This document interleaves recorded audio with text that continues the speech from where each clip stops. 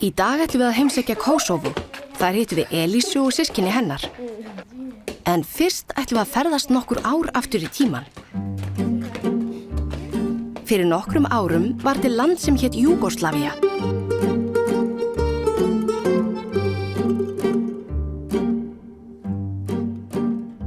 Landið var stofnað rétt eftir fyrri heimsstyrjöldina og var ansi stórt land. Innan þess voru Slóvenía, Króatía, Bosnía-Hercegovina, Svartfjallaland, Makedónía, Serbía og Kosovo. Kosovo tilheyrði Serbíu löngu áður en Júgóslavía varð til. Og eftir fyrri heimsstyrjöldina tilheyrðu bæði Kosovo og Serbía Júgóslavíu. Á 10. áratugnum voru fleiri lönd sem vildi ekki tilheyra Júgóslavíu lengur. Þau vildu vera sjálfstæð lönd eins og þau voru áður. En því voru ekki allir sammála og þess vegna hófst borgarastyrjöldin í Júgóslavíu milli Serbíu, Króatíu og Bosníu. Kosovo vildi líka vera sjálfstætt land, en Serbía sagði að Kosovo tilheyrði þeim og þá braust út enn ein borgarastyrjöldin. Stríðið í Kosovo stóð yfir í 3 ár. Margir létu lífið og margir flúðu. Á endanum komu fleiri lönd til að stöðva stríðið. Kosovo hefur sagt hátt og skýrt að nú séu þau sjálfstætt land. Það eru margir sem eru sammála því. En það eru líka margir sem eru ekki sammála því. Og þess vegna er það ennþá óvíst hvort Kosovo sé sjálfstætt land eða ekki.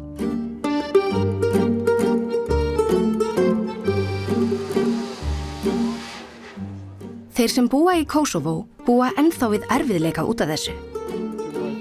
Margir þeirra sem í dag eru orðnir foreldrar ólust upp í stríðinu. Sumir þeirra hafa ekki gengið í skóla og hafa enga vinnu og margar fjölskyldur eru mjög fátækar. Fjölskylda Elísu er ein af mörgum fjölskyldum sem taka þátt í fjölskyldueflingu SOS barnaþorpanna. Fyrir 3 árum byrjaði Elísa í SOS leikskóla.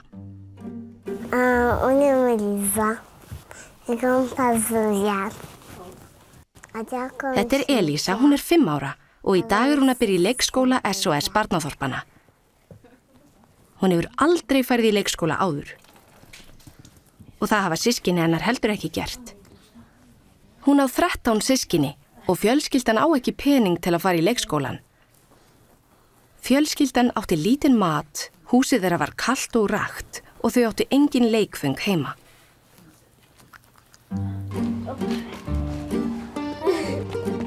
Nú, 3 árum síðar gengur örlítið betur. Fjölskyldan er flutt í betra hús í nágrenninu, börnin hafa eignast litla systur og Elísa er byrjuð í skóla. Elísu finnst frábært að fara í skólan. Henni finnst gaman að lesa og skrifa.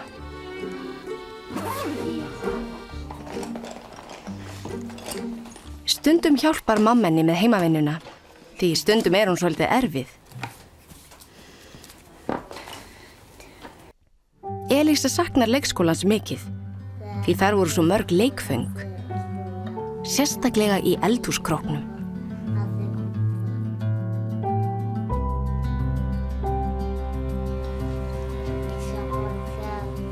Hún saknar þess að leika með dúkkurnar og hin leikföngin.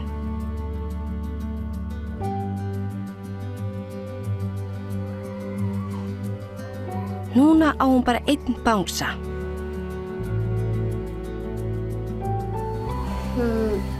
Sem pabbi hennar gaf henni. Og hann heitir Lúle. Mamma lånade mig Lúle.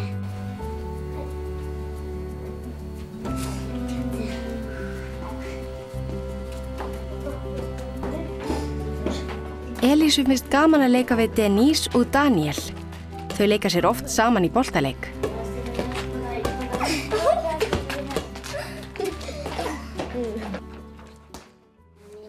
Elísu finnst gott að vera ekki yngst lengur. Pabbinn vinnur allan daginn og það er mikið að vera með 15 börn í húsinu og þess vegna þurfa allir sem eru orðnir nógu stórir að hjálpa til. Elísu finnst gaman að eiga litla systur, þó hún fái stundum svolítið mikla athygli. Elísa sýnir mömmu sinni heimavinnuna sína.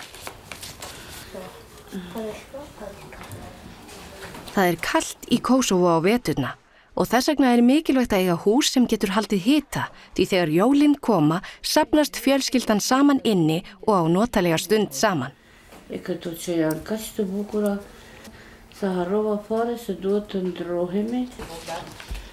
Хайде. Хайde se. Хайde.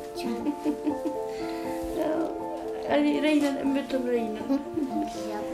Elísu dreymir að eiga jólatré sem öll fjölskyldan getur skreytt saman og sett svo pakka undir tréð. Svoleiðis hefur hún séð í sjónvarpinu. SOS Barnaþorpin styðja við hundruði fjölskyldna í fyrrum Júgóslavíu. Fjölskyld frá Serbíu, Króatíu, Bosníu og Kosovo og Albaníu. Því það eru mjög margir sem þurfa á hjálp að halda á þessu svæði. Eitt af allra mikilvægasta fyrir fjölskyldur er að börnin geti gengið í skóla til að mennta sig. Því þá eru auðveldara að fá vinnu og þau geta þá hjálpað til við að byggja upp landið sitt.